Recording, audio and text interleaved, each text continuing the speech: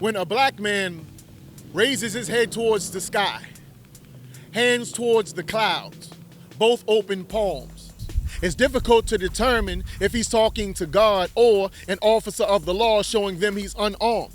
Both coincide, blacks using arms to pray, them using arms to pray when blacks are getting preyed on. It's clear they're not concerned with Negro preservation. Well, there's only one exception: when one's getting embalmed. I've heard that a picture paints 1,000 words, yet they use the same few when referring to brothers.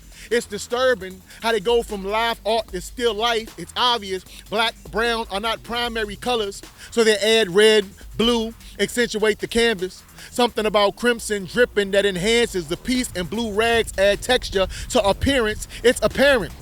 Black men are cameramen, not portraits. Never in the picture when it comes to being parents. How ironic this misconception is called being framed.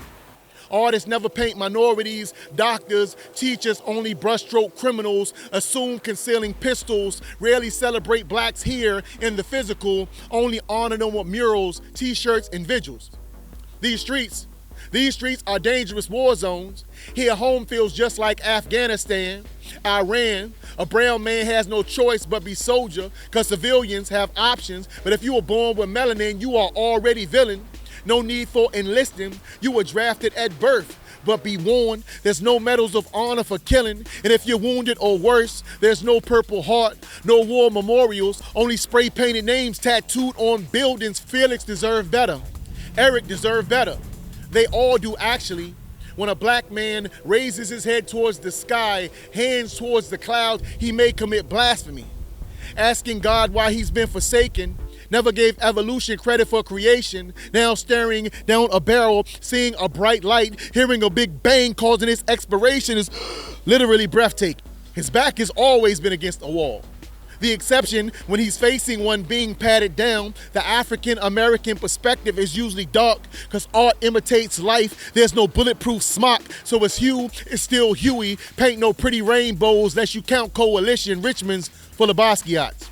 When a male of color light flashes, his final thoughts is why God, the creator of this whole masterpiece, didn't see fit to paint him birthright and title white. Not bad luck black, just maybe he would have had a more privileged life and wouldn't have to riot, pillage, or picket for his rights. When a black man raises his head towards the sky, hands towards the clouds, both open palms, he's simultaneously talking to God and the officer of the law, asking the Father to forgive him for his wrongs, telling the cop he's violated his rights, knowing he's about to be judged, but he'll never see a judge, but he's about to be judged. He braces himself and prepares to see paradise.